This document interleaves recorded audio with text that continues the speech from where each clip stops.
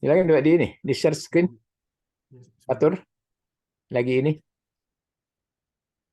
lagi proses. Iya, proses SS ini.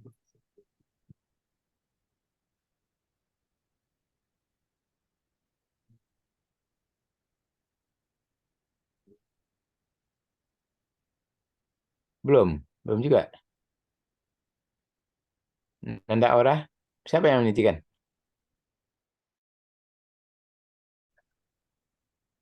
Oh ya, nah, ya, ini.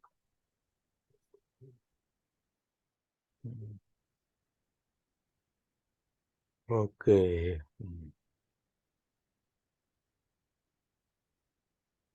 Ya, bismillah. Assalamualaikum warahmatullahi wabarakatuh. Waalaikumsalam warahmatullahi wabarakatuh. Muhtaram wa mukarram, Profesor Zainal Rafli wa Astikoi min Tarbiyatul Arabiyah. Izinkan kami dari kelompok 9 mempresentasikan hasil diskusi kami tentang penelitian pengembangan.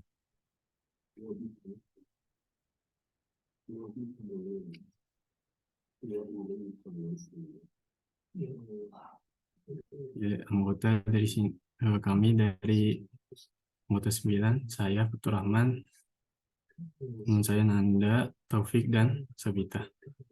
Lanjutnya.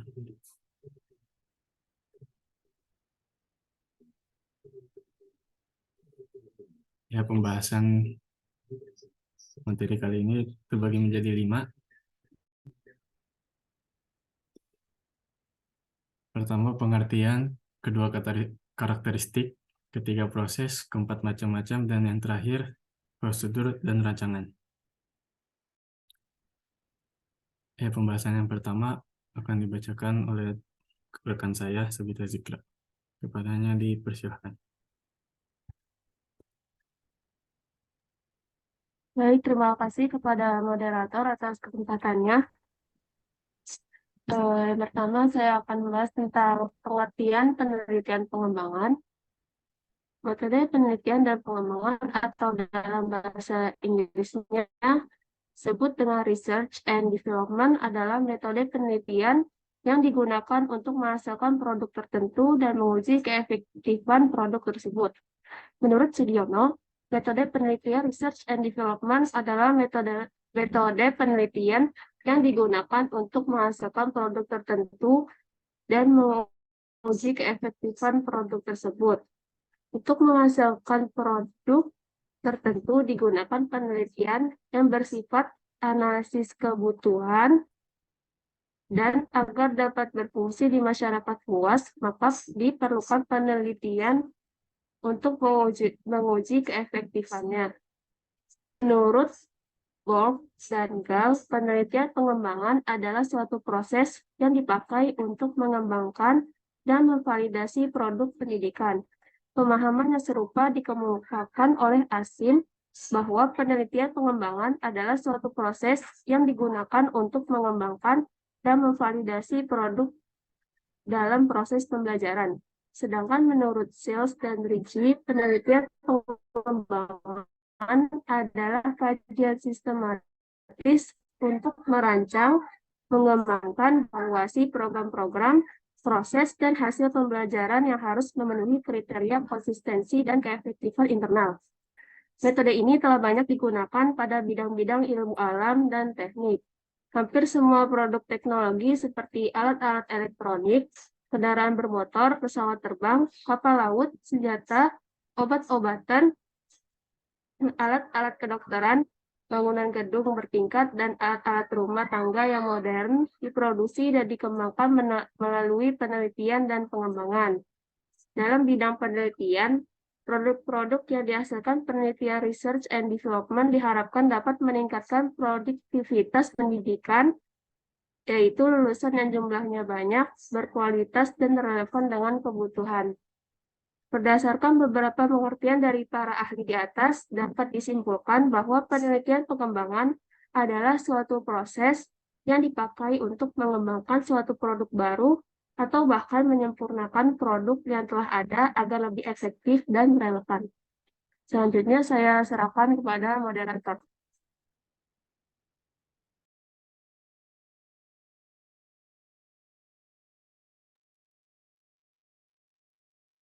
Ya, pembahasan yang selanjutnya setelah pengertian itu karakteristik yang akan dibacakan oleh rekan saya Taufik. Padanya dipersilahkan. Baik, terima kasih kepada Saudara Fatur yang telah mempersilahkan saya memberikan waktu untuk menyampaikan tentang karakteristik. Yang pertama, eh, karakteristik penelitian kualitatif yaitu pengembangan model. Penelitian pengembangan mempunyai 4 karakteristik. Yang pertama yaitu adanya pembelajaran dari hasil penelitian yang dikembangkan. Masalah yang ingin dipecahkan adalah masalah nyata yang berkaitan dengan upaya inovasi atau penerapan teknologi dalam pembelajaran seperti tanggung jawab karir dan komitmen untuk mencapai pembelajaran yang bermutu. Yang kedua, adanya pengembangan yang dilakukan untuk keefektifan kompetensi peserta didik. Pengembangan model, pendekatan dan metode pembelajaran serta media belajar yang menunjang keefektifan pencapaian kompetensi siswa. Yang ketiga, dilakukan pengujian lapangan. Proses pengembangan produk, validasi yang dilakukan melalui uji ahli dan uji coba lapangan secara terbatas perlu dilakukan sehingga produk yang dihasilkan bermanfaat untuk peningkatan kualitas pembelajaran. Proses pengembangan, validasi, dan uji coba lapangan tersebut semestinya dideskripsikan secara jelas sehingga dapat dipertanggungjawabkan secara akademik. Yang keempat yaitu adanya dokumentasi dan pelaporan.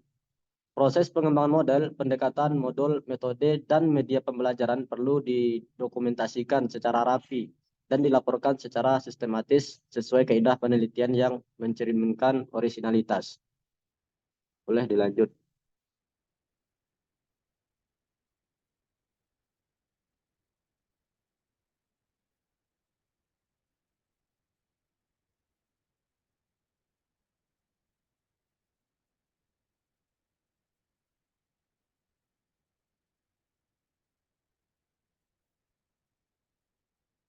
Bisa dinik Sebita. Tolong.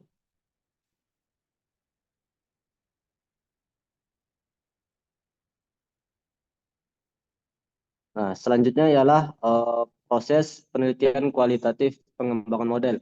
Pada proses penelitian pengembangan ini melalui beberapa proses. Berikut beberapa pendapat tentang proses penelitian pengembangan.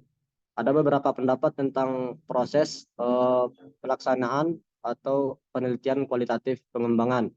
Yang pertama itu ialah menurut Dr. Sugiono pada tahun 2009, penelitian pengembangan terdiri dari 10 langkah yaitu potensi masalah, pengumpulan data, desain produk, validasi desain, revisi desain, uji coba produk, revisi produk, uji coba pemakaian, revisi produk, dan produksi massal. Dan juga ada pendapat kedua tentang model board and goal. Menurutnya pada bisa di next saya akan menjelaskan bagian modul board and goal. Bisa Sweta? Maaf.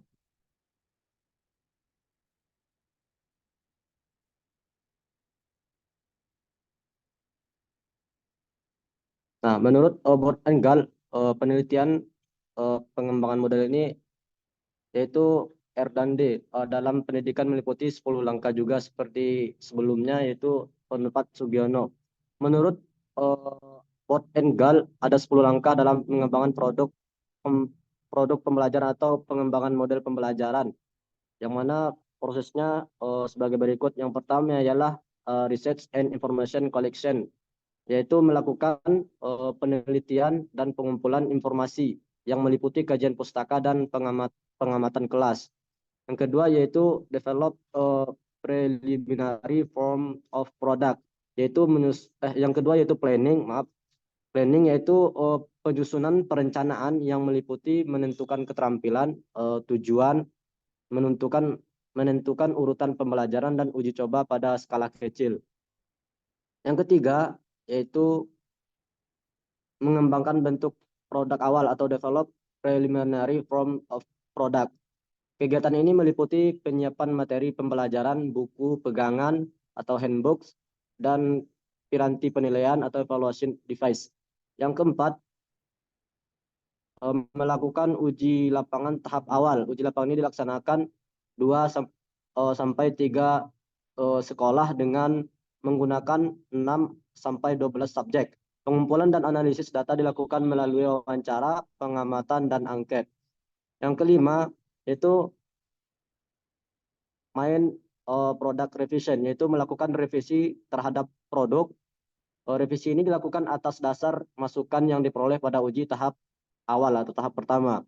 Yang keenam, yaitu adanya melakukan uji lapangan utama. Uji lapang ini dilakukan pada 5 sampai 10 sekolah dengan 30 sampai 100 subjek.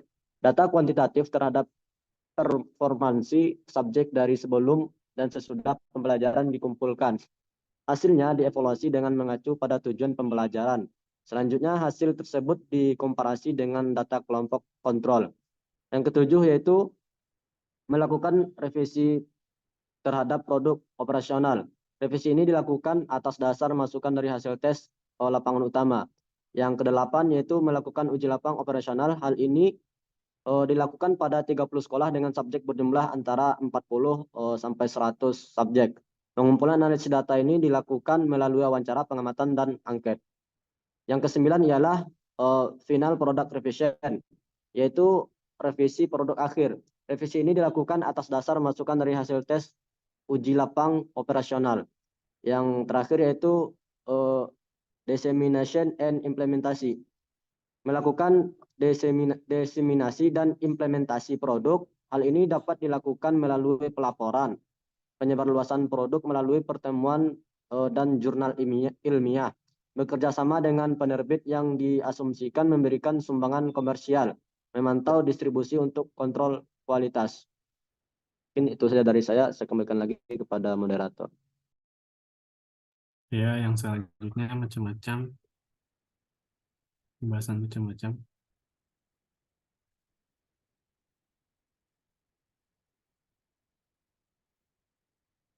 Ya, berbicara tentang macam-macam penelitian pengembangan, menurut Acker mengemukakan pendapatnya tentang macam-macam penelitian pengembangan, yaitu 2 macam, penelitian formatif dan studi rekonstruksi.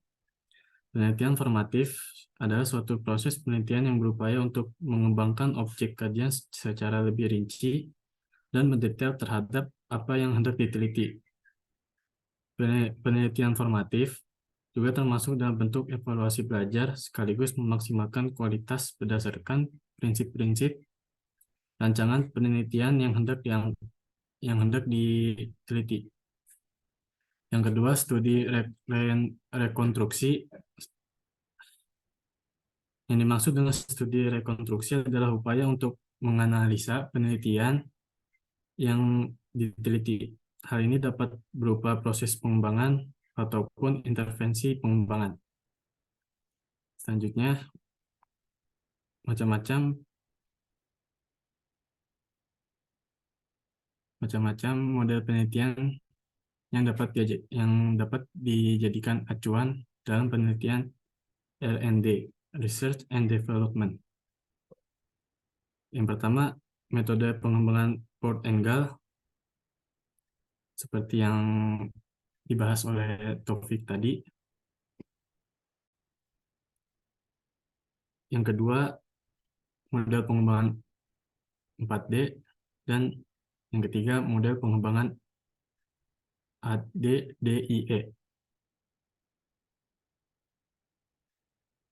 Selanjutnya, ya, ini sama seperti yang dibahas oleh topik tadi. Selanjutnya,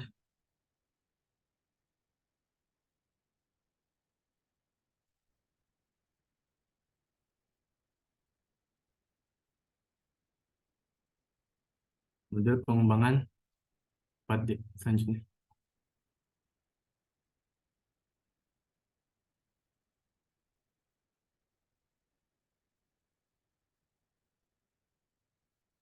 Next slide.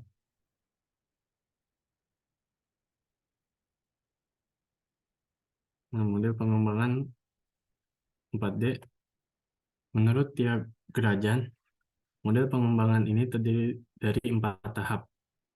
Tahap pertama define, kedua design, ketiga develop, dan yang terakhir disseminate.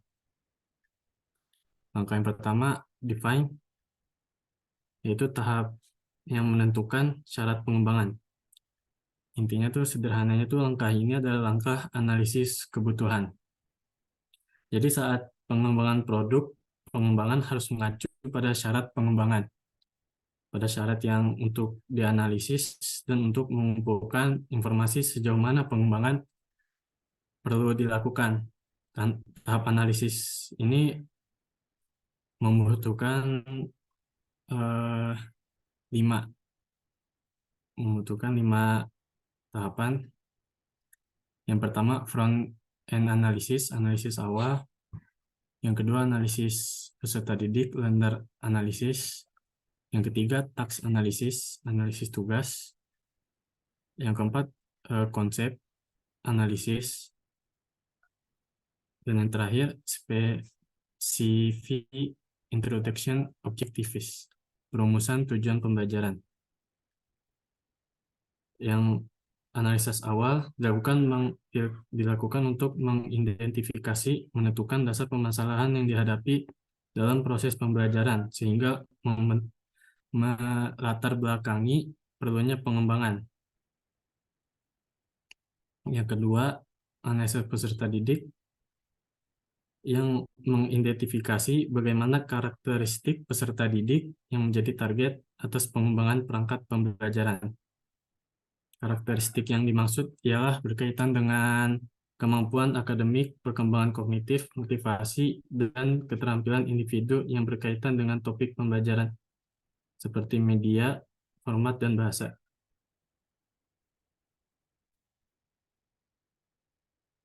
Selanjutnya, analisa tugas bertujuan mengidentifikasi keterampilan yang dikaji oleh peneliti, kemudian dianalisa di dalam himpunan keterampilan tambahan yang mungkin diperlukan. Dalam hal ini, pendidik menganalisa tugas pokok yang harus dikuasai peserta didik agar peserta didik dapat mencapai kompetensi minimum yang ditentukan.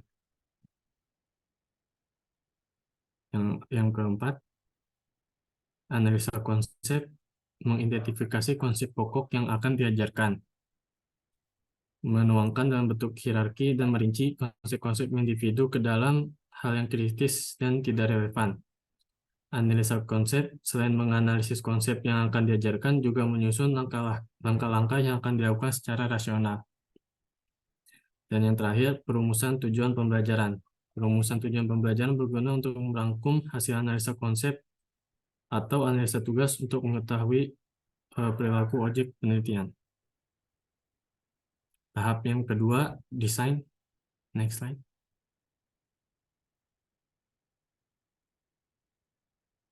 Nah, dalam desain ini ada 4 langkah yang harus dicapai. Yang pertama, penyusunan standar tes.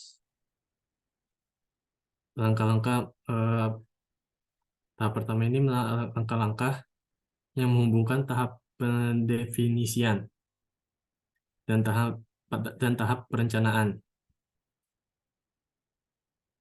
Yang kedua, pemilihan media. Secara garis besar atau intinya tuh pemilihan media ini dilakukan untuk menentukan media pembelajaran yang cocok atau sesuai dengan karakteristik materi.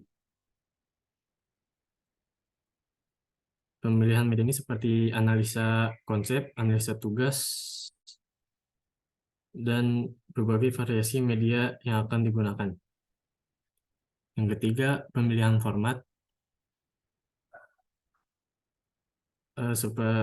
Contohnya itu seperti pemilihan rancangan media pembelajaran, pemilihan strategi, atau pemilihan pendekatan, metode, dan sumber pembelajaran. Dan yang keempat, rancangan awal merupakan keseluruhan rancangan perangkat pembelajaran yang harus dikerjakan sebelum uji coba dilakukan. Rancangan ini mencakup berbagai aktivitas pembelajaran yang terstruktur dan praktik kemampuan pembelajaran yang berbeda melalui praktik pembelajaran. Dan tahap yang ketiga, develop.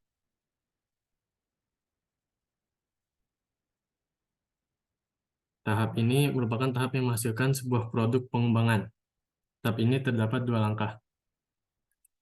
Tahap yang pertama, expert appraisal, penilaian ahli, merupakan teknik pengumpulan saran perbaikan materi dengan melakukan penilaian oleh ahli dan melakukan saran perbaikan perangkat pembelajaran yang dikembangkan.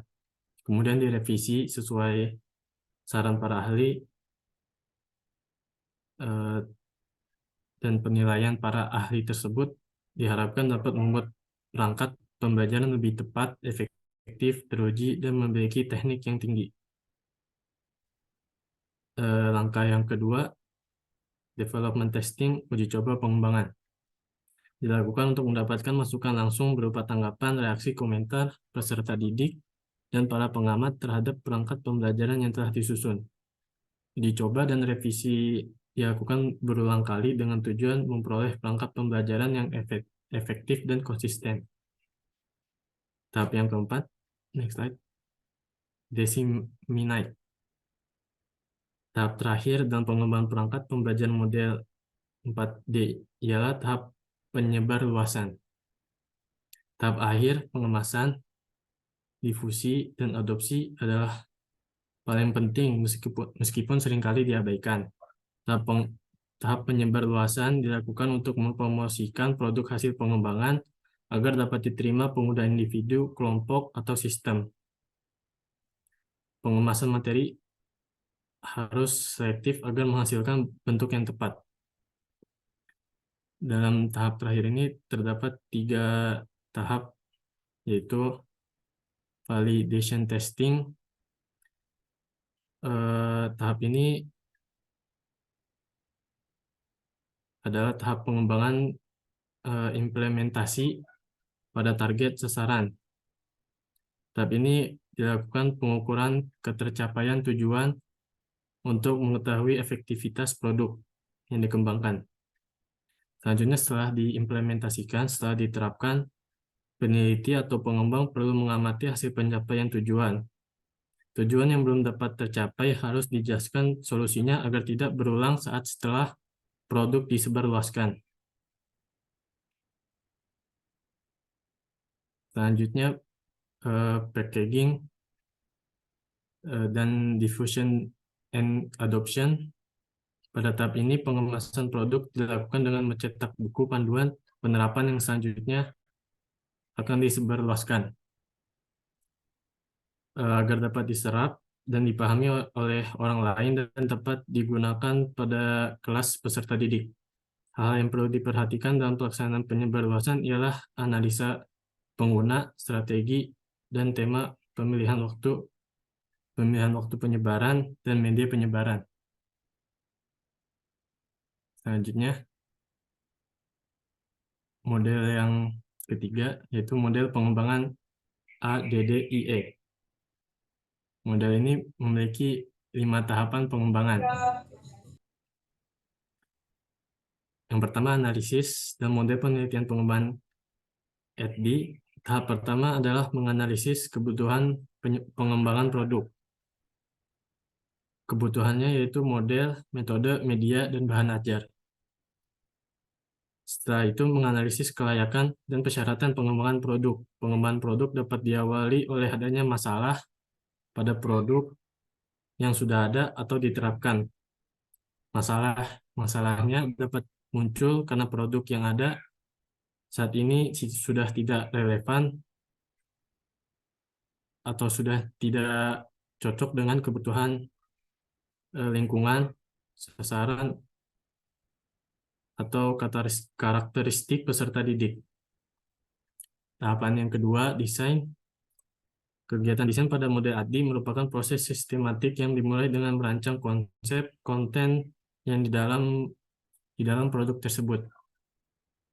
Rancangan ditulis untuk masing-masing konten produk, petunjuk penerapan desain, dan pembuatan diusahakan ditulis secara jelas dan rinci. Pada tahap ini, desain produk masih bersifat konseptual dan menjadi dasar untuk proses pengembangan di tahap berikutnya. Tahap yang ketiga, development, pengembangan dalam model ADDIE.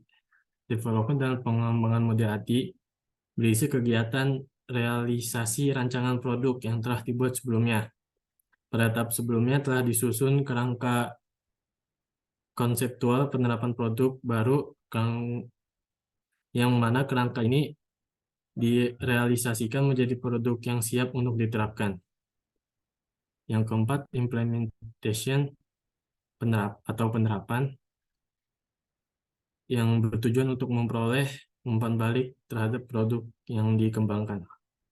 Dan tahapan yang terakhir, evaluasi yang dilakukan untuk umpan balik kepada pengguna produk yang telah diberikan pengembangan, sehingga revisi dapat dibuat sesuai dengan hasil evaluasi atau kebutuhan yang belum dapat dipenuhi oleh produk tersebut. Ya, selanjutnya prosedur dan rancangan penelitian.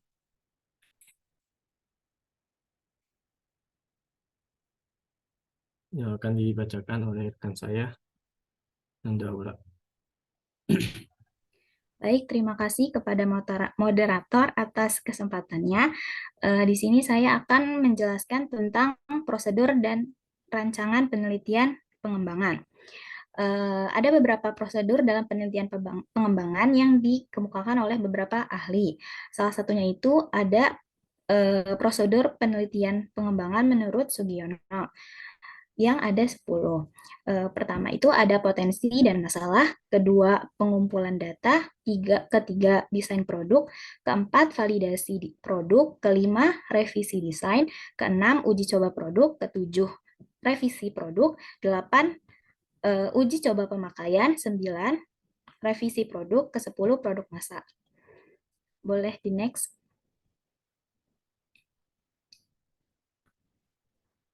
Yang pertama itu ada potensi dan masalah. Penelitian ini terjadi penelitian terjadi dari adanya potensi dan masalah. Potensi adalah segala sesuatu yang bila digunakan akan memiliki nilai tambah. Sebagai contoh, ada sebuah sekolah yang memiliki sejumlah komputer dan komputer tersebut sudah terjaring dengan internet dan para murid dan gurunya juga bisa menggunakannya dengan baik. Kedua potensi tersebut dapat digunakan dalam program pembelajaran sehingga pembelajaran bisa lebih efektif, menarik, dan tidak membosankan. Sedangkan masalah adalah penyimpangan antara yang diharapkan dengan yang terjadi. Sebagai contoh, belum tersedianya program pembelajaran yang sesuai dengan kurikulum. Masalah ini dapat diatasi dengan penelitian pengembangan dengan cara mengembangkan sendiri sebuah produk pembelajaran yang efektif. Selanjutnya itu, yang kedua itu ada pengumpulan data. Setelah potensi dan masalah dapat ditunjukkan secara faktual, maka selanjutnya ialah dikumpulkan berbagai informasi yang dapat digunakan untuk perencanaan produk. Peneliti misalnya akan meneliti untuk menghasilkan sebuah produk paket multimedia pembelajaran yang efektif untuk meningkatkan kualitas pembelajaran. Dalam hal ini, peneliti itu harus meneliti apakah produk tersebut sudah ada atau belum. Kalau misalkan sudah ada, apakah produk tersebut sesuai dengan kurikulum atau belum, dan apakah produk tersebut itu efektif atau tidak. Apabila hasil penelitian menunjukkan belum tersedianya program multimedia pembelajaran tersebut, maka peneliti harus membuat sebuah program tersebut. Namun apabila sudah ada, peneliti diharapkan untuk bisa memperbaiki produk yang sudah ada tersebut. Selanjutnya, yang nomor 3 itu ada desain produk. Produk yang dihasilkan melalui penelitian penelitian pengembangan. Dalam hal ini diharapkan dapat meningkatkan kualitas pembelajaran. Rancangan produk tersebut dibuat berdasarkan penilaian terhadap produk lama sehingga dapat dikemukakan kelemahan terhadap produk tersebut. Hasil akhir dari kegiatan research and development adalah berupa desain produk baru yang lengkap dengan spesifikasinya. Desain produk juga harus diwujudkan dalam gambar dan bagan, sehingga dapat digunakan sebagai pegangan untuk menilai dan membuat. Dan juga produk harus dilengkapi dengan penjelasan mengenai elemen-elemennya. Keempat, boleh di next slide.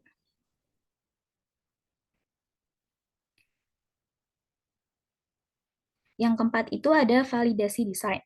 Validasi desain adalah proses kegiatan untuk menilai apakah rancangan produk akan lebih efektif atau tidak. Validasi di sini bersifat penilaian berdasarkan pemikiran rasional, belum fakta di lapangannya. Validasi produk dapat dilakukan dengan cara menghadirkan beberapa pakar atau tenaga ahli yang telah berpengalaman untuk menilai produk baru yang dirancang. Validesign dapat dilakukan dalam forum diskusi. Sebelumnya, peneliti mempresentasikan proses penelitian sampai dikembangkan produk tersebut. Kelima, ada perbaikan desain.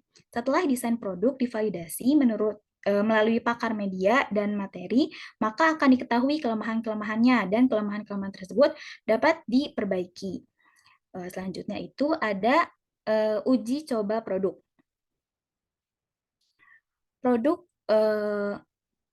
Produk program yang dibuat dapat langsung diuji cobakan setelah divalidasi dan direvisi. Uji coba tahap awal dilakukan dengan simulasi penggunaan produk tersebut. Setelah disimulasikan, maka dapat diuji cobakan pada kelompok terbatas. Pengujian dilakukan dengan tujuan mendapatkan informasi apakah produk tersebut efektif atau tidak. Untuk itu, pengujian dapat dilakukan dengan eksperimen, yaitu membandingkan efektivitas produk lama dengan produk baru. Indikator efektivitas program pembelajaran baru adalah kecepatan pemahaman siswa pada pelajaran lebih tinggi, motivasi siswa lebih tinggi, dan hasil belajar yang meningkat. Ketujuh itu, boleh di next.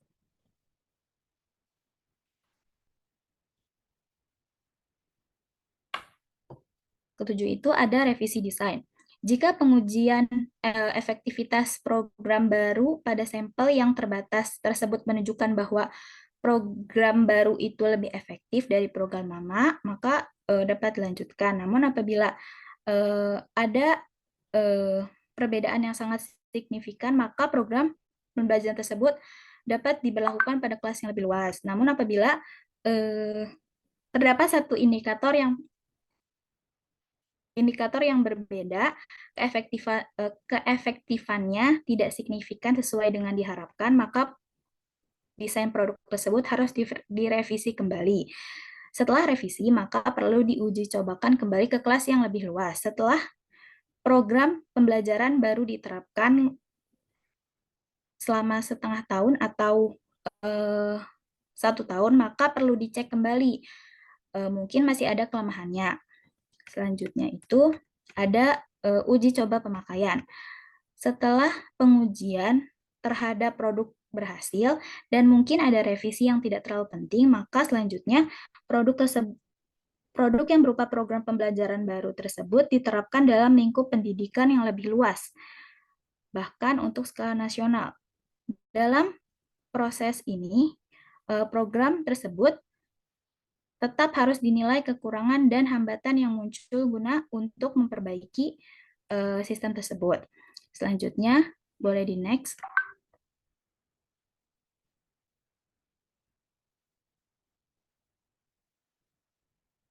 Selanjutnya itu ada revisi produk. Revisi produk di sini ini dilakukan apabila dalam pemakaian produk lembaga pendidikan yang lebih luas tersebut terdapat kekurangan atau kelemahan. Selanjutnya itu, yang terakhir itu ada pembuatan produk massal. Apabila produk program pembelajaran tersebut telah dinyatakan efektif dalam beberapa kali pengujian, maka produk tersebut dapat diterapkan pada setiap lembaga pendidikan. Produk tersebut juga diproduksi secara massal untuk disebarluaskan di pasaran. Sekian pemaparan dari kami. Sekian pemaparan dari saya. Saya kembalikan kepada moderator.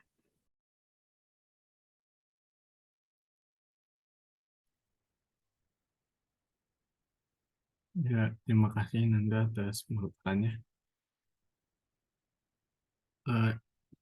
Prof izin nanya, buka pertanyaan dulu atau SS Iya, contoh? pertanyaan dulu, diskusi dulu. Ya, diskusi dulu. Ya, silakan diskusi dulu. Ya, ya, silakan. Ya, kami kelompok 9 membuka pertanyaan kepada kakak dan teman-teman. Jika ada pertanyaan, boleh diajukan.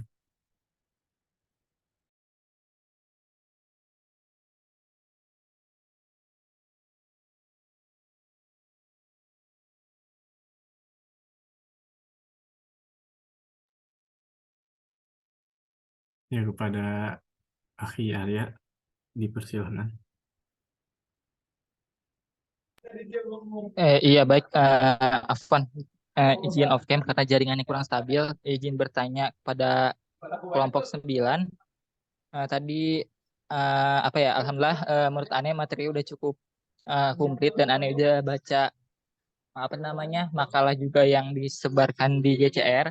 Cuman yang pengen Ane tanyakan tadi di saat presentator menjelaskan materi, menurut Ane gak ngedengar contoh dari produk pembelajaran di bahasa Arab. Nah, mungkin mau nanya dulu teman-teman angkatan 2022 udah ini belum apa namanya belajar mata kuliah metodologi pembelajaran. Baru, udah. Oh, baru ya. Mungkin karena udah hampir akhir juga kayaknya paham ya. Aneh pengen apa ya namanya? Pengen nanya contoh dari produk pembelajaran bahasa Arab yang berkaitan dengan metode pembelajaran kooperatif. Itu nomor satu. Sama tadi kan ini metode pengembangan menghasilkan produk ya. Nah, yang Anda mau nanyakan itu apakah produk yang sudah kita buat atau rancang itu bisa diperjualbelikan gitu di halayak luar. Mungkin itu saja yang dapat saya tanyakan. Terima kasih moderator. Saya kembalikan kepada moderator. Terima kasih Saudara Arya atas pertanyaannya.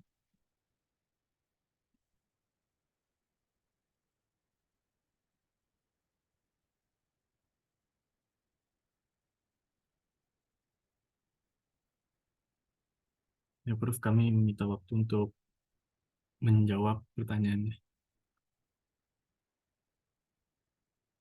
Atau ada pertanyaan lagi dari teman-teman atau kakak-kakak?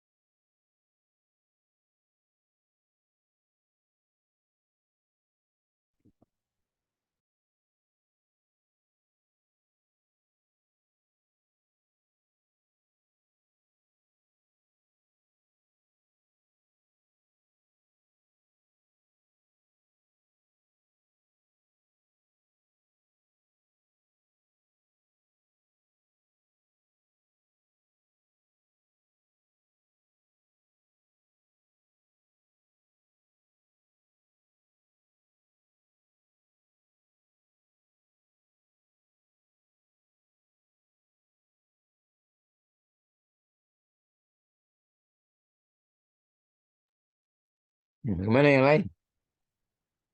Eh, Coba yang lain siapa lah ini? Baru satu ya. Yang lain silakan. Nggak ada yang komentar ini. Tidak ada menyimak atau apa ini? Tidak ada yang menyimak atau tidak ada yang memperhatikan atau tidak paham sama sekali. Ya, Prof, kami izin menjawab Ya, ya, silakan. Pertanyaan siapa tadi? pertanyaan dari Saudara Arya. Oh iya, silakan. Ya, izin mengulang pertanyaannya.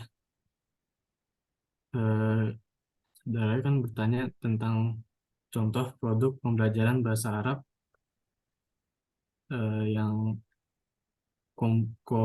kooperatif learning.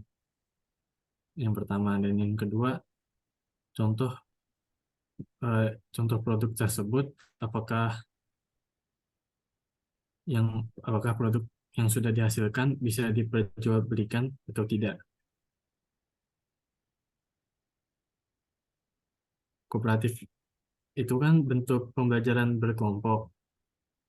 Contoh produknya itu bisa berbentuk buku yang berisi percakapan. Ya, mungkin karena di situ kan dibutuhkan kerjasama untuk pelajar dalam mengimplementasikan produk. Jadi contoh produknya bisa buku-buku yang berisi percakapan berkelompok gitu, kayak hiwar. Nah, kalau hasil produknya sudah teruji dan bisa diterbitkan, seperti contohnya tuh buku Ustadz Kamal bisa bisa saja diperjualbelikan dengan catatan produknya sudah teruji dan eh, ya isinya cocok cocok itu buat pembelajaran. Ya, apakah sudah terjawab, Saudara Arya? Ya, ya sudah terjawab. Terima kasih kelompok 9.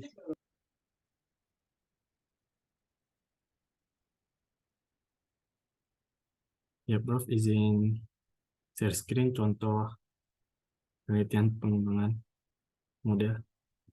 Oh ya, silakan, silakan.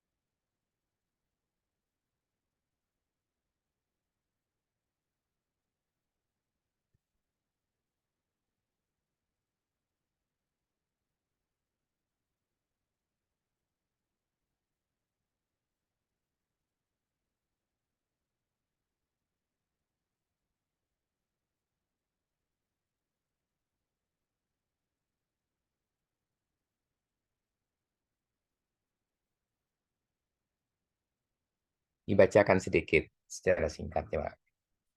Bagaimana modelnya, bentuknya, gimana?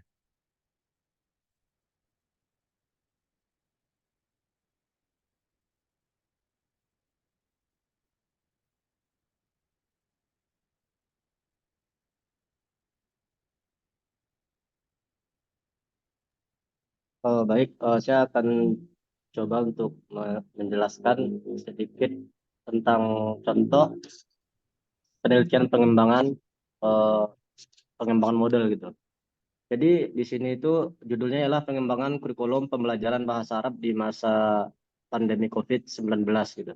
Jadi dari tujuan penelitian ini bertujuan mengetahui dan menganalisis kurikulum yang cocok dalam pembelajaran bahasa Arab pada masa pandemi COVID-19, di mana pada saat ini pada saat ini pandemi COVID semakin bertambah dan penyebaran berkembang pesat ya.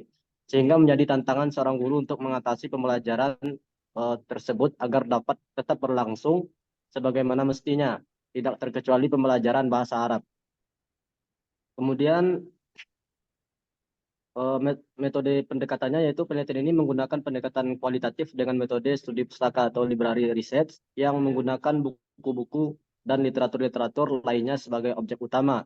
Penelitian ini dianalisis secara deskriptif terhadap konten untuk memberikan gambaran dan keterangan secara jelas, objektif, sistematis, analitis, dan kritis mengenai kurikulum pembelajaran bahasa Arab yang sesuai dengan masa pandemi COVID-19. Kemudian untuk batasan peneliti atau implikasi, penelitian ini tidak dapat mencakup keseluruhan secara mendetail tentang keterampilan-keterampilan bahasa Arab. Karena pada hakikatnya pada masa pandemi COVID-19 saat ini guru lebih membutuhkan cara bagaimana agar materi pembelajaran dapat tersampaikan dengan baik kepada peserta didik. Namun demikian, penelitian ini dapat memberikan gambaran secara menyeluruh terhadap kebutuhan guru berbahasa Arab dalam mengajar, salah satunya penggunaan teknologi belajar. Kemudian bisa di scroll ke bawah bagian metodologi penelitian. Nah, penelitian ini menggunakan pendekatan kualitatif dengan metode library research. Pengumpulan data dilakukan dengan didasarkan pada kurikulum bahasa Arab, salah satunya telaah kurikulum KMA nomor 183 tahun 2019.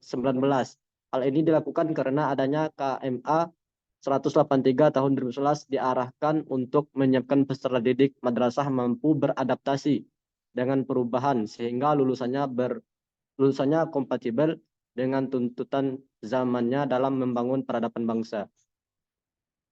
Kemudian untuk hasil pembahasan, bisa di scroll. Hasil pembahasannya itu menjelaskan bahwasanya para guru itu dituntut untuk belajar ekstra keras, memutar otak, mendesain kurikulum, bukan hanya bagaimana materi itu tersampaikan, tetapi bagaimana metode yang dipilih serta konten yang tepat untuk pembelajaran tersebut selama belajar dari rumah. Jadi karena penelitian pengembangan model ini berbentuk berupa berupa produk, jadi produknya itu berbentuk teknologi seperti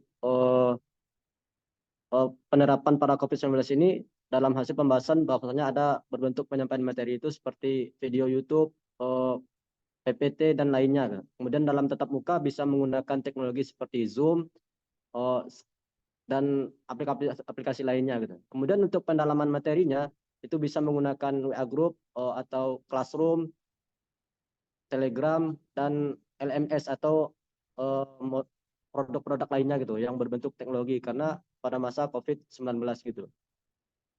Kemudian pada kesimpulannya, jadi ke bawah lagi. Pada masa COVID-19 pembelajaran bahasa Arab mengalami banyak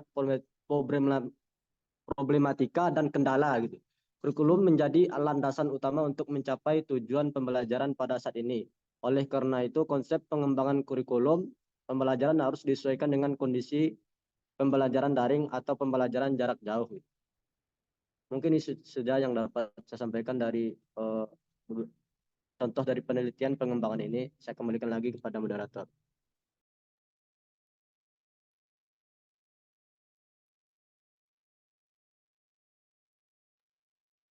Iya, bagaimana ini contoh yang disampaikan oleh siapa yang menyampaikan tadi? Taufik ya, Taufik atau Fatur Rahman? Taufik, Prof. Taufik ya, Taufik menyampaikan tadi. Mengapa mengatakan bahwa ini adalah penelitian pengembangan? Apa alasannya? Taufik, apa alasannya? Izin Prof. Jadi Ya, saya tadi yang baca dari dari penelitian ini bahwasanya tentang pengembangan karena saya mengambil kesimpulan bahwasanya pengembangan model itu adalah pengembangan sebuah produk atau proses pembelajaran yang mana pada sebelumnya itu diujikan pada tahap selanjutnya apakah ini efektif atau tidak gitu. Karena pada sebelum COVID itu kan ada kurikulum sebelumnya gitu. Jadi ketika dilanda COVID itu membuat sebuah proses belajar berbeda dari sebelumnya gitu. Itu untuk menunjang bagaimana proses pembelajaran bahasa Arab ini tersampaikan kepada peserta didik gitu, Prof. Ya, jadi ini ada pertanyaan. Ini yang dikembangkan kurikulumnya atau proses pembelajarannya? Nah, kan berbeda itu. Apa itu kurikulum, apa itu proses pembelajaran. Nah, yang disampaikan tadi ada proses pembelajaran, ada kurikulum, ada teknologi pembelajaran untuk menyampaikan pembelajaran, media pembelajaran gitu. Jadi mana harus fokus satu-satu. Ya, satu-satu. Jadi ini penelitian dilaksanakan di mana tadi? Di UIN ya, di mana? Coba lihat siapa yang ini di atas tadi pada awal, yang awal penelitian dari mana ini? Ya, penelitian dari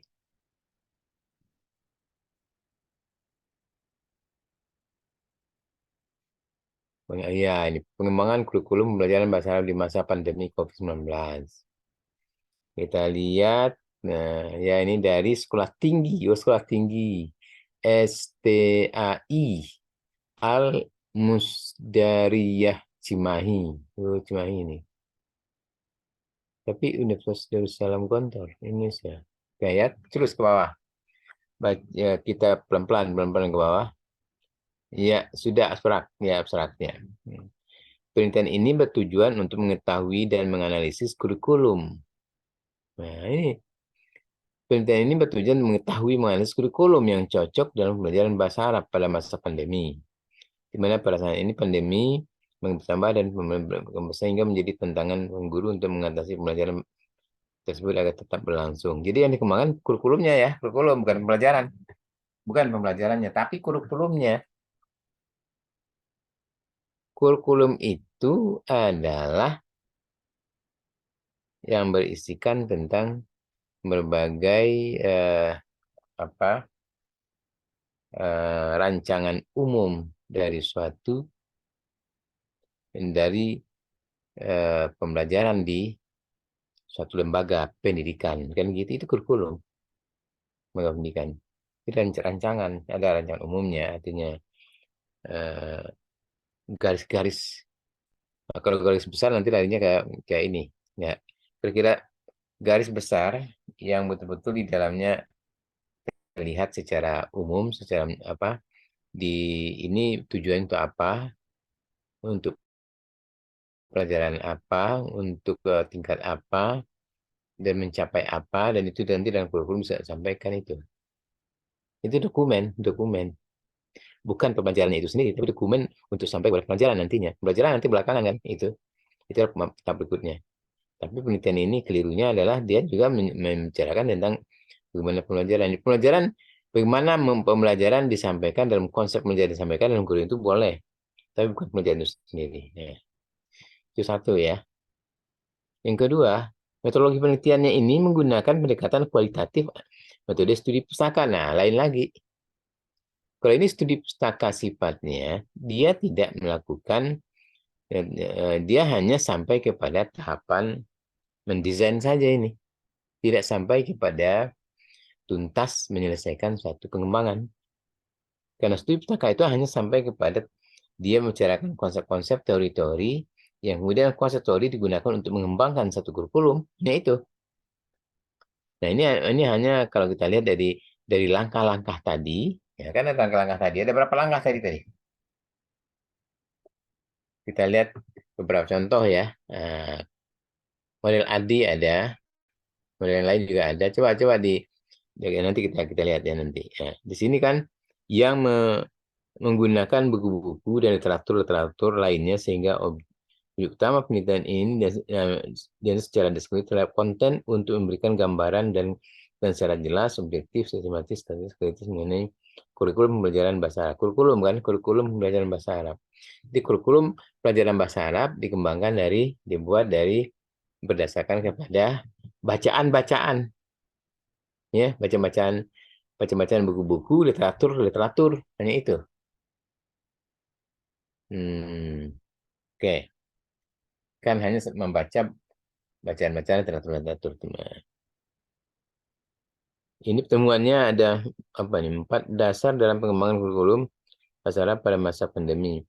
Penyusunan tujuan pelajaran harus disesuaikan dengan keadaan peserta didik dan dosen kepada orang tua. Tujuan. Nah, coba terus ke bawah pelan-pelan halaman berikutnya.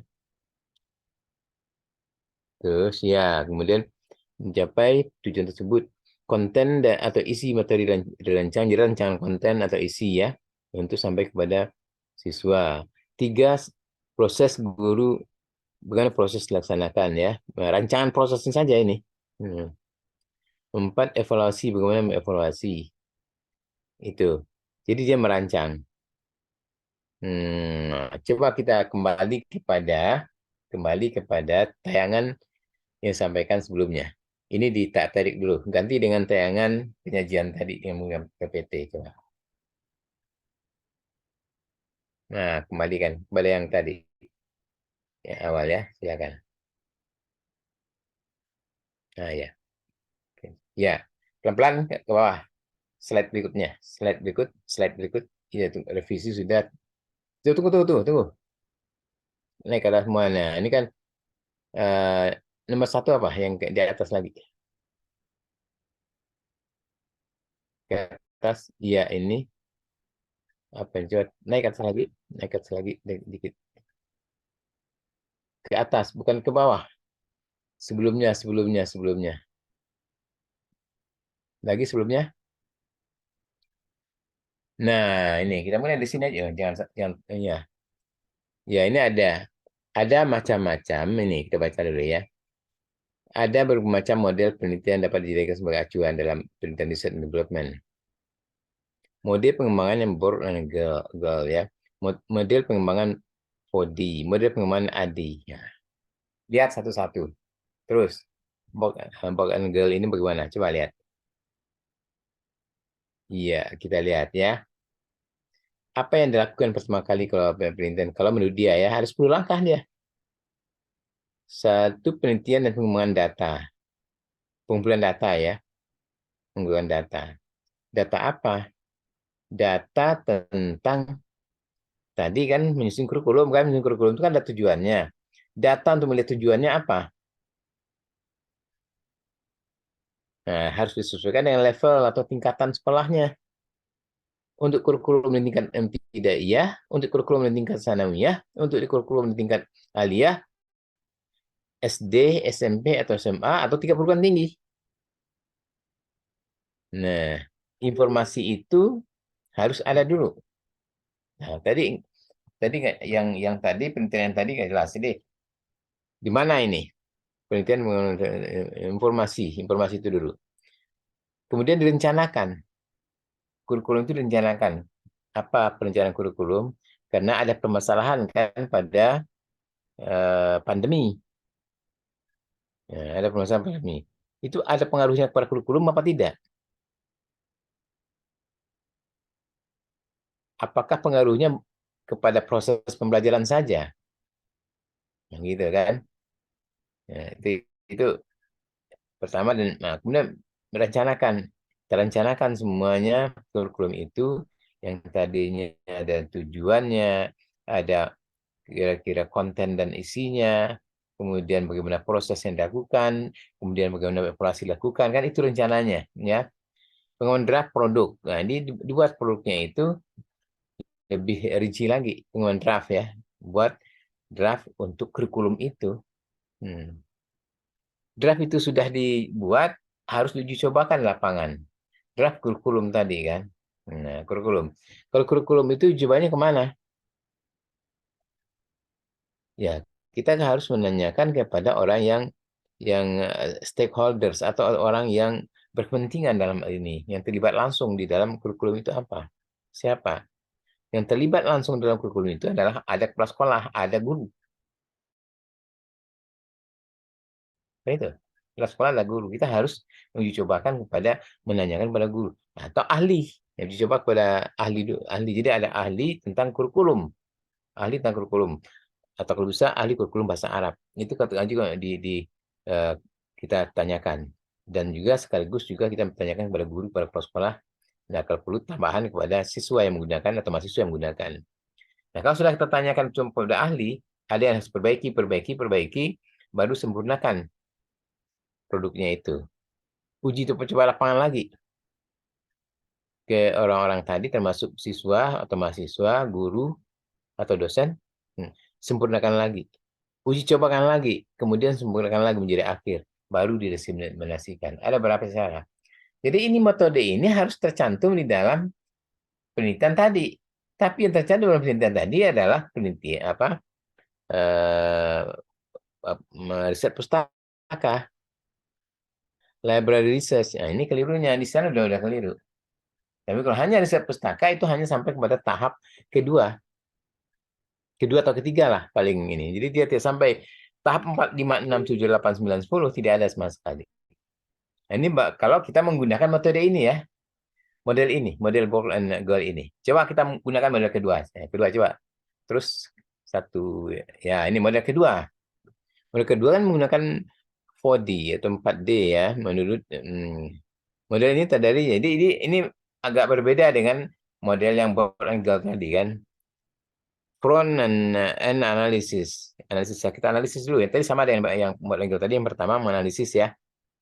Analisis semuanya dianalisis dokumen kurikulum yang ada selama ini dianalisis. Nah, ini kalau menggunakan model ini ya. Nah, kita lepaskan model legal tadi, model ini. Analisis dokumen yang sudah ada sebelumnya. Apanya yang keliru di situ? Mengapa harus dikembangkan yang baru? Mengapa harus sesuaikan pada masa pandemi? Analisis dulu itu yang ada yang menjadi analisis awal. Kemudian analisis juga penggunanya itu. Learner itu atau siswa atau mahasiswa. Kalau di sekolah ya siswa, kalau di perguruan tinggi ya perlu mahasiswa. Nah, mereka butuhnya apa? Kebutuhan mereka pada kurikulum itu apa misalnya? Atau ini kebutuhan di dalam kurikulum pelajaran bahasa Arab. Langkah ketiga itu tas analisis. Analisis tugas apa? Tugas yang artinya yang harus muncul di dalam kurikulum itu. Analisis konsep. Konsep itu artinya kita menganalisis teori-teori yang ada. Nah, itu tadi pustaka. Jadi kalau di pustaka hanya ini aja nih ya, konsep analisis. Padahal ini hanya satu tahapan kecil dari berbagai model pengembangan. Nah, dalam penelitian tadi hanya di sini konsep analisis konsep tadi. Kemudian menspesifikasikan tujuan instruksionalnya. Jadi perumusan tujuan instruksional. Coba pelan-pelan ke bawah. Ya, 2. Tahap keduanya mendesain kan, merancang. Rancangan awal setelah tadi mendapatkan informasi, berbagai informasi kurikulum sebelumnya, informasi dari penggunanya, informasi dari teori dan konsep kan. Kemudian kita rancang. Dirancang, dikonstruksi, dibuat, disusun. Nah, apa standarnya, standar tes di sini. Ini menggunakan tes ini tes ini khusus untuk tes. Kemudian memilih media yang digunakan. Nah, ini sebenarnya adalah untuk pembelajaran nih. Ya, ini berarti model yang kedua ini model untuk pembelajaran, pengembangan pembelajaran, bukan pembelajaran ini. Oke, ini pembelajaran. Coba kita lihat ke kurikulum ke yang ketiga, Adi. Ya, model Adi ya. Dia menggunakan 5 tahapan. Jadi ada 3 model tadi ini. Jadi kita kalau penelitian, pilih salah satu. Kita menggunakan model Adi, menggunakan model 4D, menggunakan model ball and goal itu. Kalau kita menggunakan model ini, maka ada 5 tahapan: analisis, design, development, implementation, evaluation. Jadi ada analisis semuanya. Analisis tadi sama dengan ball and goal, sama dengan yang apa tadi yang 4D. Analisis semua dokumen. Analisis semua kebutuhan. Nah, itu dianalisis semua itu. Dianalisis fakta yang ada saat ini. Kemudian baru kita mengusulkan yang baru, didesain. Didesain nanti dibikin kerangka awalnya bagaimana. Kemudian kerangka itu dikembangkan, susun secara lengkap kurikulum itu. Baru kurikulum itu harus diimplementasikan, dicobakan. Nah, dicobakan, kemudian dievaluasi. itu yang benar model pengembangan. Ini salah satu ya, yang ketiga ini. Jadi ada kalau yang dari presentasi ini ada 3 model. Sebenarnya modelnya ada beberapa yang lain juga ada. Tapi ini yang dicontohkan di sini ada 3. Jadi model ketiga ini adalah ADI. Nah, jadi kalau kita lihat dari penelitian yang tadi, dia tidak lengkap, hanya sampai kepada desain. Kalau menurut ini hanya sampai kepada desain, analisis desain kan. Analisis pun nggak lengkap tadi itu, hanya analisisnya karena COVID aja, tapi karena adanya pandemi. Padahal dia tidak begitu. Analisis itu harus dirinci mulai dari analisis dokumen kurikulum yang ada sampai kebutuhan dari kurikulum itu apa. Kebutuhan itu harus analisis dari kepala sekolahnya, dari gurunya, dari sekolah yang dari siswanya. Itu harus ada datanya. Baru di sana baru kita lihat konsep juga atau teori-teori tentang kurikulum, pengembangan kurikulum. Nah, dari itu semua dianalisis itu. Jadi tadi analisis fakta yang ada, dokumen yang ada, kebutuhan dari pengguna, kepala sekolah, guru, siswa atau mahasiswa, itu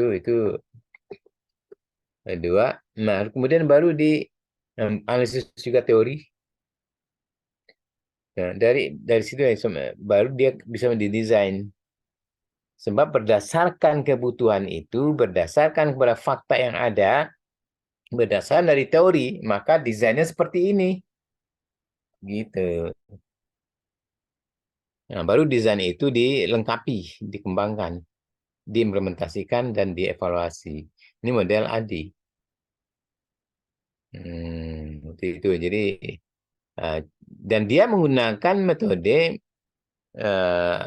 studi pustaka, yaitu hanya sampai kepada desain saja itu. Jadi memang dia harus research and development, nanti model pengembangan. Jadi penelitian model pengembangan itu penelitian pengembangan. Jadi metodenya metode penelitian pengembangan yang menggunakan model. Nah, gitu, menggunakan model pengembangan ADI misalnya gitu. Itu lengkap seperti itu. Jadi tidak seperti yang tadi hanya sampai studi pustaka saja, enggak begitu. Ya, oke, ya. Nah, itu untuk komentar tentang contoh penelitian yang digunakan tadi. Carilah contoh-contoh penelitian yang lebih tepat untuk model pengembangan itu. Nah, tapi ini kenapa agak dingin aja ya, nggak ada yang komentar, nggak ada yang bertanya. Coba, sekarang dari pertanyaan dari penjelasan tadi, coba ada yang bertanya nggak? Angkat tangan, biar dijawab oleh eh, penyaji. Silakan. Kalau nggak saya tunjuk. Kalau nggak saya tunjuk siapa yang harus bertanya ini. Ya, kalau Fatur Rahman itu penyaji, Nanda Aura juga penyaji, Sabita Zikra penyaji, Taufik Suhada penyaji. Coba sekarang yang tidak penyaji, Lutfia. Nah, Lutfia mana Lutfia? Ada di tempat? Hadir Ustadz, Ya, Lutfia ini dari kelas apa? C atau D? kelas C Ustadz. Kelas C ya, Lutfia. Ada pertanyaan Lutfia? Sejauh ini belum ada sih Ustadz. Nah, belum ada apa tidak paham atau memang sudah paham semua? Iya. Ya, Izin tanya deh, siapa? Siapa ini? Sebentar. Ana mau nanya deh. Ya, sebentar ditarik dulu ininya, PPT-nya ini tarik dulu, simpan dulu. Ya, oke. Ya, siapa yang bertanya tadi? Silakan.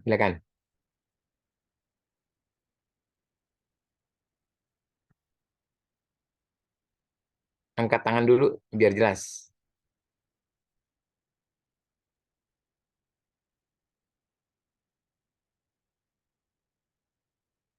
Iya, Lutfia. Silakan Lutfia yang bertanya.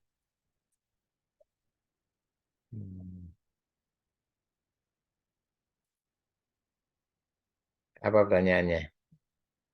Mic-nya dibuka. Nah Ustadz, Ya. sebelumnya terima kasih. Iya, silakan. Suaranya jelas nggak Ustaz? Jelas kedengaran. Ya.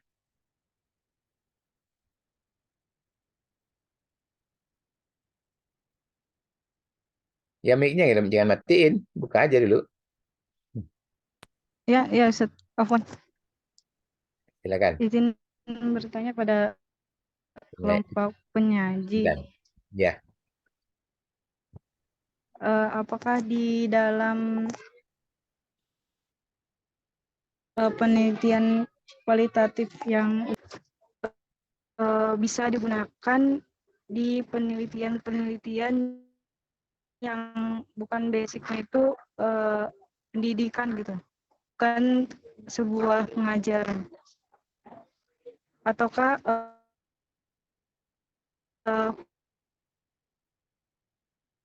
khusus untuk pendidikan aja gitu? ya. Catat ya, Fatur. Catat. Afwan Ustaz, suaranya putus-putus. Oh, saya putus-putus. Di chat aja. Oh ya, chat saja biar jelas gitu.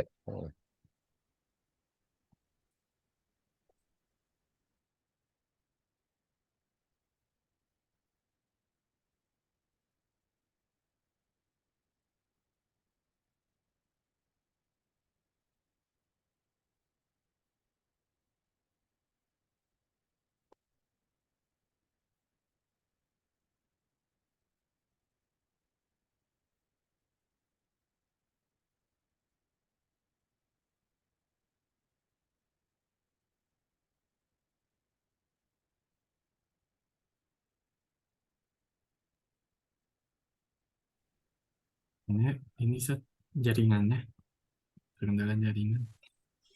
Iya.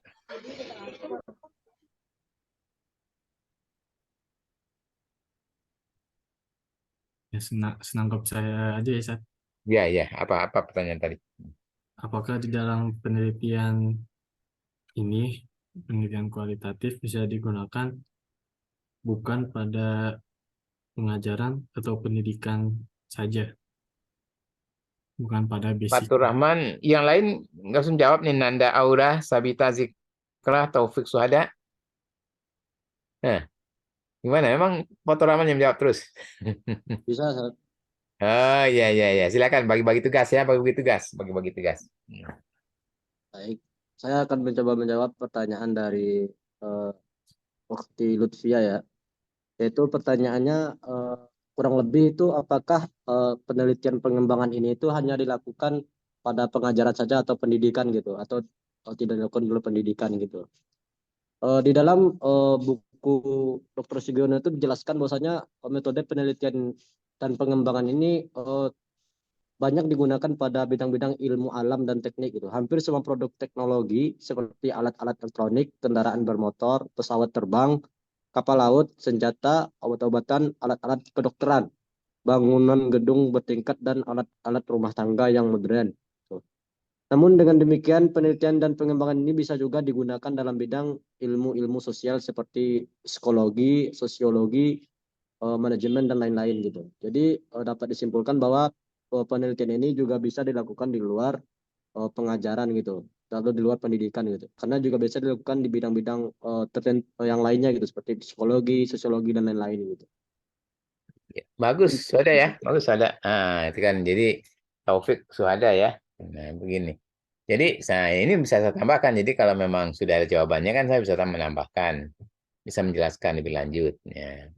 Jadi penelitian yang disebut dengan penelitian pengembangan atau aslinya disebut dengan research and development ini, ya, penelitian dan pengembangan itu adalah suatu aktivitas atau penelitian yang dilakukan oleh perusahaan awalnya ini, oleh perusahaan. Ya memang bukan di pendidikan awalnya, tapi di perusahaan atau organisasi untuk dia melakukan inovasi. Untuk apa? Untuk bisa memperkenalkan produk atau layanan baru. Jadi produk yang dihasilkan itu oleh perusahaan, apa misalnya mie goreng, atau air mineral, itu untuk memperkenalkan untuk mengenalkan produk baru dalam perusahaan mereka, itu mereka membuat suatu aktivitas penelitian yang disebut dengan research and development. Dan ini adalah suatu bagian yang ada dalam suatu perusahaan atau organisasi bisnis sifatnya. Jadi dia mencoba berinovasi, mengenalkan produk baru, mengenalkan layanan baru, yang seringkali juga pada awal proses pengembangan produknya atau pada proses pembuatan layanan barunya, biasanya adalah untuk membuat produk atau layanan baru itu laku di pasaran. Gitu kan, laku di pasaran. Karena laku di pasaran, keuntungannya bertambah dari perusahaan itu kan. Itu awalnya begitu. Jadi bukan pendidikan awalnya. Jadi research and development itu awalnya bukan pendidikan, tapi digunakan oleh orang-orang, oleh para ahli di bidang pendidikan, di bidang sosial kan tadi. Nah, kalau di dalam bidang pendidikan, research and development ini dilakukan untuk apa? Nah, macam-macam itu. Ya, pertama dilakukan untuk meningkatkan jasa kurikuler. Apa itu? Untuk memperbaiki, ya, untuk inovasi bidang-bidang jasa kurikuler. Apa itu? Satu di antaranya kurikulum. Bagaimana kurikulum itu menjadi lebih cocok, lebih sesuai dengan keadaan saat ini, sesuai dengan kebutuhan, lebih sesuai dengan keadaan dengan tujuan. Misalnya kurikulum untuk pelatihan tenaga kerja ke Timur Tengah, pelatihan tenaga kerja untuk bahasa Arab. Jadi khusus kurikulum mengembangkan kurikulum bahasa Arab untuk tenaga kerja yang akan dikirim ke Timur Tengah, kurikulum bahasa Arab. Karena mereka Timur Tengah bahasa Arab gitu, kurikulum. Itu salah satu jasa yang bisa dihasilkan dalam bidang pendidikan. Yang kedua, selabus bisa juga. Selabus pelajaran bahasa Arab untuk tingkat SD, untuk tingkat SMP, itu tingkat SMA, untuk perguruan tinggi, untuk sanawiyah, untuk ibtidaiyah, untuk aliyah. Nah, selabus yang dikembangkan. Atau juga bahan ajar untuk SD, SMP, SMA, perguruan tinggi, bahan ajar untuk untuk bahan ajar bahasa Arab, maksudnya ya, kita kan bahasa Arab. Mengembangkan bahan ajar bahasa Arab untuk ibtidaiyah, untuk sanawiyah, untuk aliyah, untuk perguruan tinggi. Mengembangkan pembelajaran bahan ajar bahasa Arab untuk pelatihan tenaga kerja ke Timur Tengah. Mengembangkan bahan ajar pelajaran bahasa Arab untuk tujuan khusus. Apa tujuan khusus? Perjelas lagi. Tujuan khusus misalnya adalah tujuan untuk menjadi pemandu wisata. Jadi melayani orang-orang Arab yang berwisata ke Indonesia, ada pemandu wisatanya. Ya kan? Misalnya. Atau untuk pelajaran bahasa Arab untuk tujuan khusus tenaga medis yang akan bekerja Timur Tengah. Tenaga medis misalnya adalah para perawat-perawat yang akan dikirim ke Timur Tengah. Mereka harus dipersiapkan bahasa Arabnya supaya mereka itu ke Timur Tengah tidak kaku, bisa melayani dengan menggunakan bahasa Arab langsung. Bahan ajarnya harus dikembangkan sendiri. Nah, dan yang paling ini juga ada juga prosesnya atau penyajian bahan pelajaran atau pembelajaran itu sendiri. Jadi bisa mengembangkan bahan ajarnya itu, bisa mengembangkan juga pembelajarannya atau proses pembelajarannya. Dan juga bisa mengembangkan sistem evaluasinya. Nah, saat ini kan evaluasi macam-macam kan, bisa menggunakan evaluasi online, evaluasi menggunakan berbagai aplikasi kan, banyak aplikasi kan evaluasi sekarang ini. Kita kembangkan sendiri, kita buat sendiri misalnya, bisa evaluasi bagaimana. Itulah produk-produk layanan di dalam pendidikan, di dalam pembelajaran yang bisa kita hasilkan. Nah, tadi juga penelitian tadi kurikulum benar, tapi salah dia dalam melakukannya. Bukan begitu caranya, itu bukan penelitian pengembangan. Tapi kalau judulnya udah benar itu, pengembangan kurikulum bahasa Arab misalnya. Gitu. Jadi itu ya jasa kurikulum. Jadi selain dari ini ada juga ya itu tadi bahwa kegiatan R&D juga bisa meningkatkan proses pembelajaran. Nah, kalau proses pembelajaran itu sendiri ya meneliti tentang bagaimana kita mengembangkan pembelajaran yang bagus. Nah, mulai tahap-tahapannya awal apa yang harus diberikan guru persiapan apa. Kemudian bagaimana desain pembelajaran yang harus diberikan. Dia menggunakan metode apa, teknik apa, pendekatan apa, gitu kan. Tahap-tahapannya di dalam awal pertemuan di kelas apa yang diucapkan. Kemudian tahap berikutnya apa, kemudian tahap menjelaskan apa, kalau memberikan tugas apa, dan sampai kepada mengevaluasinya bagaimana, kan gitu. Nah, jadi itu semuanya kita inovasi. Artinya kita mencari apa namanya itu? Inovasi menciptakan sesuatu yang berbeda daripada yang lain. Proses pembelajaran yang berbeda daripada yang sebelumnya. Nah, bisa juga kita dalam proses pembelajaran itu kan terkait dengan metode yang kita gunakan, metode apa. Nah, tapi prosesnya tadi lihat kita menggunakan model ADI. Model ADI itu kan mulai dari analisis kan awal gitu, analisis sebelumnya. Tuh, jelas kan? Nah, jadi di sini oleh karena itu penelitian ini di dalam pendidikan banyak digunakan orang karena dia bisa menghasilkan suatu produk jasa kurikulum, produk jasa kurikuler, kurikulum, silabus, bahan ajar. Media pun bisa mengembangkan media pembelajaran. Bagaimana kita mengembangkan media pelajaran bahasa Arab untuk anak-anak. Nah, itu kita buat, terancang modelnya. Apa menggunakan aplikasi, menggunakan teknologi, bisa kembangkan.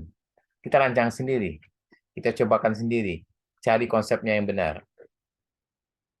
Itu yang menggunakan media teknologi dalam pembelajaran bahasa Arab untuk anak-anak misalnya. Nah, kita analisis dulu pelajaran bahasa Arab untuk anak-anak selama ini apa, bagaimana caranya mereka ini. Semuanya kita teliti semuanya dulu. Apa yang melakukan? Oh, ternyata masih ada yang kurang rasanya. Nah, kalau kita lakukan sebagai semacam apa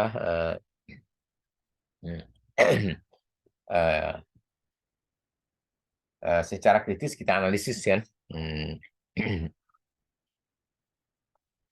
Kemudian kita buat rancang hal yang baru. Dan itu kemudian kita cobakan, kita susun dulu, kita kembangkan secara lengkap. Kemudian kita minta pendapat para ahli, validasi namanya. Kemudian kita perbaiki, cobakan lagi di lapangan. Ada bagusnya itu mungkin apakah kita lihat dari minatnya, lihat oh kalau begini bagus ini kata pengguna ya, bisa siswa, bisa siapa saja. Bagus ini senang saya belajar seperti ini gitu. Kelebihannya ini memang saya butuhkan seperti ini gitu.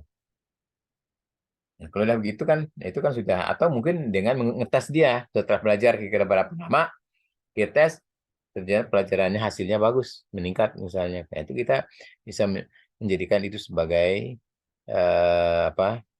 sebagai suatu produk dari pendidikan yang bisa dihasilkan, dikembangkan, gitu.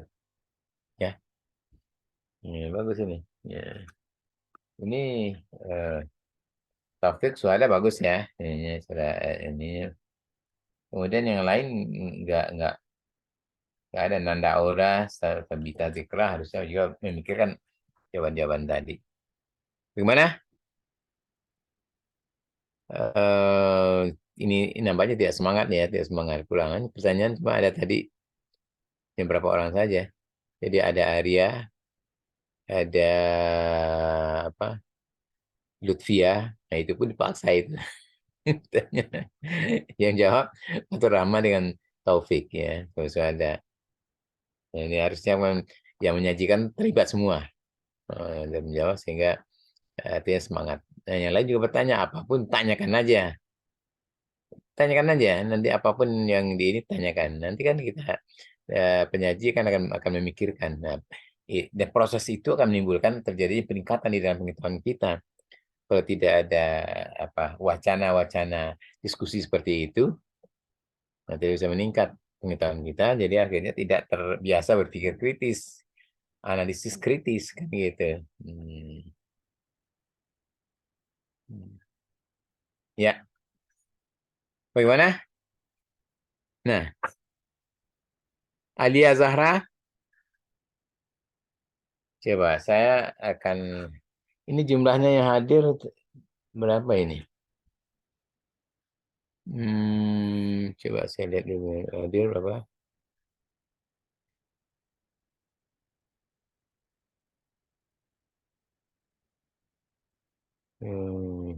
Saya cek dulu yang hadir ya, full screen. 27 tadi perasaan sudah mencapai 30 ini, kok jadi menurun? Ada yang keluar, banyak yang keluar nih kalau gitu. Saya cek sekarang.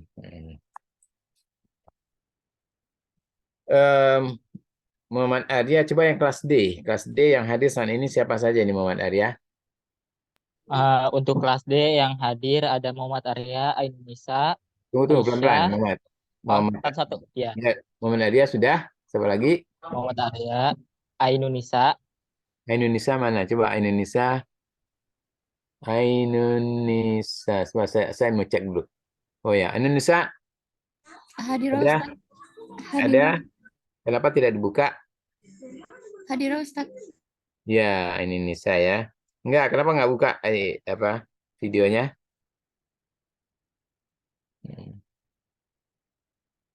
Tidak bisa dibuka atau gimana ini? Indonesia. Siapa lagi? Dia sudah Indonesia. Siapa lagi? ada Albi Hazimi, Mana dia? Mana orangnya? Hadir, Prof. Albi Hazimi. Ya, Albi Hazimi ya. Ya, oke. Albi Hazimi. Siapa lagi? ada Alwiyah, Alwiyah, Alwiyah.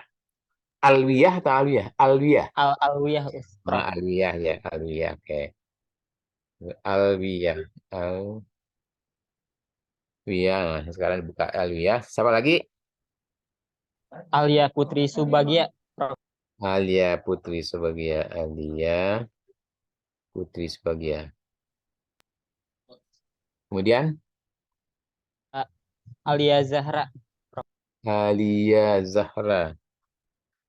Alia Zahra mana Alia Zahra? Alia Zahra. Siapa Alia Zahra bersuara? Suara kelihatan. Oh, Alia Zahra. Alia Zahra. Tadi Alia Putri. Ini Alia Zahra. Oh iya beda ya. ya, Prof. Nah, Alia Zahra. Siapa lagi? Arya? Diana Susilawati, Prof. Diana Susilawati. Mana Diana? Ya, Diana Susilawati ada ya. Selanjutnya ada Eriza Rahmawati, Prof. Tunggu. Eriza Ramawati ya? Iya, Benar. Prof. Betul. Eriza. Hadir, Prof. Ya. Selanjutnya. Selanjutnya ada, bentar, Prof. Ada Nur Anissa Septianto, Prof. Nur Anissa. Saya mau lihat dulu. Hadir, Prof. Nah, Nur Anissa ada ya. Anissa Setianto. Iya. Terus Selanjutnya ada Putra Maulana, Prof. Putra Maulana. Hadir. Hadir, Prof. Putra Maulana. Ya. Al-Jahidin. Ya. Putra Maulana. Putra Maulana. Kok ada dia Dihya Khalifah di belakangnya? Berdua. Anak kelas C, Ustaz. Prof. Afwan. Siapa yang kelas C? Si Dihya Khalifah. Dihya Khalifah kelas C, Prof. Dia nanti satu. Iya. Dihya Khalifah. Khalifah. Ya, selanjutnya. Arya. Selanjutnya ada Sofia Salsabila, Prof. Sofia Salsabila. Sofia Salsabila mana? Sofia Salsabila. Sofia? Oh, halaman berikutnya ya. Sofia Salsabila. Mana? Sofia Salsabila. Oh, Syafia Salsabila. Syafia. Syafia. Salsabila. Ya, terus? Selanjutnya ada Aisyah, Prof. Aisyah. Marhaba, Prof. Oh, Aisyah ya. Oke. Aisyah. Ya, selanjutnya. Selanjutnya ada Syifa Nadia, Prof. Syifa Nadia. Jangan tutup dulu suaranya, ngomong supaya bisa saya lihat langsung. Syifa Nadia. Benar? Nah, Syifa Nadia.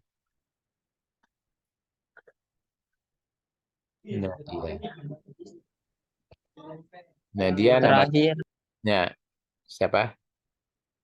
selanjutnya ada Sofi Andini, Prof. Sofia. Sofi Andini, Prof.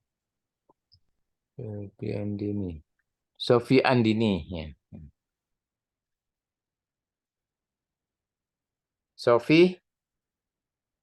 Sofi Andini. Betul, Prof. Sofi Andini. Iya, tapi saya ingin ini dia apa? Respon dia nggak ada ini, nggak ada Sofi Andini. Nah, berarti nggak ada tempat ini. Sofi Andini. Ya, Sofi Andini nggak ada tempat. Ya, sudah berkali dipanggil. Oke, jadi ya untuk kelas D 1, 2, 3, 4. Prof. Afwan, ada satu lagi. Tadi Siapa? kelewat. Siapa? Anida Zahra, Prof.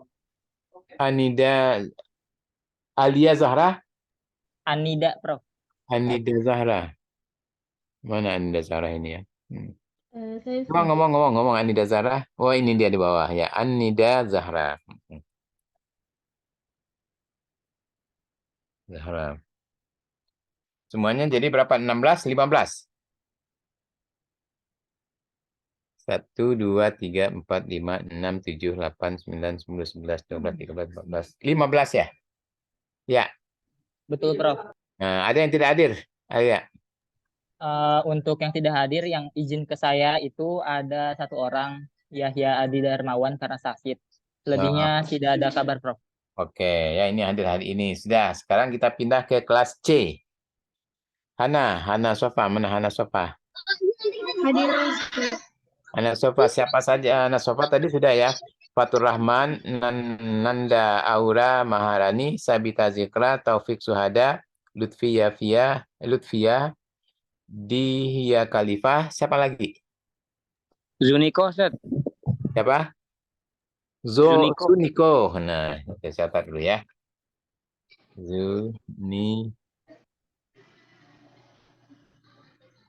Zuniko bukan Jericho ya. Zuniko, Ustaz. Nah, ya. Kalau Jericho itu kan Jariha. Tahu nggak Jericho itu di mana? Enggak tahu, Ustaz. Nah, Jericho itu adalah salah satu kota di Palestina yang sekarang dia dikuasai oleh Israel. Jericho itu nama bahasa Arabnya Jarihah. Itu di tepi barat Sungai Yordan. Saya kebetulan dari sana kan Ibu. Ya, Jericho, makanya tahu. Jericho, Jarihah. Jericho nama dia Anggriawan ya, Anggriawan. Iya, Ustaz, ini Kang Kriawan. Siapa lagi? Apa? Nah, Ustaz. Ustaz. Ismail Al-Faruqi. Benar. Naam, Ustaz. Nah, Ismail Al-Faruqi. Benar,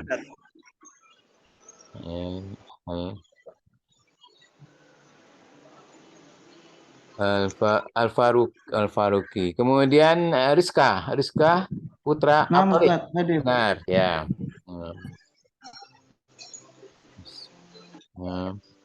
Putra Atorik.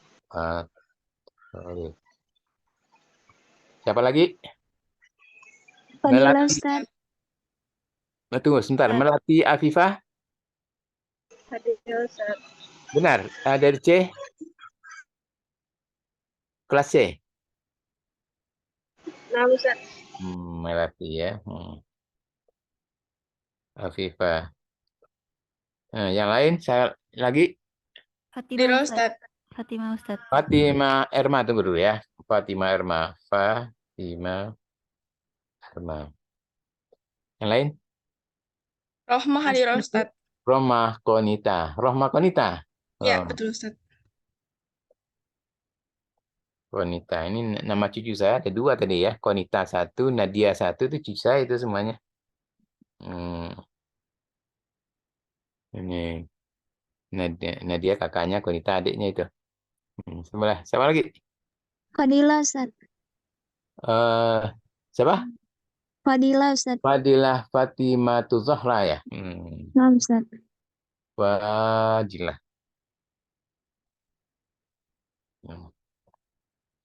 Fatimah Zahra.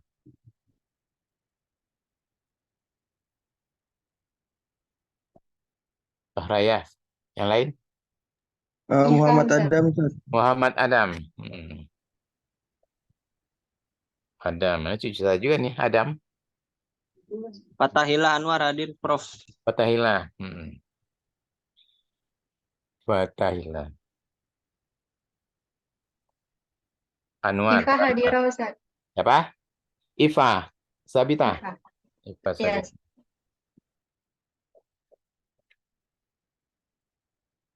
Lagi, siapa?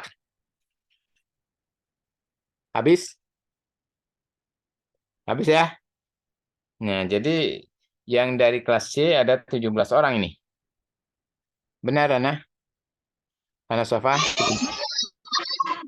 Jumlah semuanya berapa harusnya? Ini termasuk angkatan 2022 ya, 2022. Sebenarnya ada 21 tapi Oh, banyak yang hadir ya. ada yang MBKM. Oke ya. Sudah untuk yang jelas untuk hari ini tanggal 22 bulan 11 yang hadir ini. Tapi kecuali Sofi Andini tadi ya yang tidak respon. Saya ragu ini nggak ada tempat mungkin. Afwan Ustaz, Sofi hadir. Di mana tadi dipanggil nggak jawab. Tadi dari kamar mandi Ustaz. Ya oke lah, kita berhusnuzan, berbaik sangka saja. Oke, sampai di sini ya, waktunya udah habis untuk kuliah kita pada hari ini, pengganti yang kemarin. Nah, mudah-mudahan minggu depan tidak diganti lagi. Jadi kembali ke hari Selasa pukul 10 ya. Nah, jadi hari ini karena kemarin saya mengikuti ada Pak Nurudin ya, pengukuhan guru besarnya sebagai profesor. Dan terima kasih semuanya. Mudah-mudahan ilmu ini peroleh berkah ya, berkah bermanfaat, redha Allah Subhanahu wa taala, dan bisa sukses ke depannya, sehat selalu ya. Amin ya rabbal alamin. Jadi saling mendoakan kita. Dan saya mengundurkan diri. Assalamualaikum warahmatullahi wabarakatuh. Kita ketemu. Waalaikumsalam. Waalaikumsalam warahmatullahi wabarakatuh.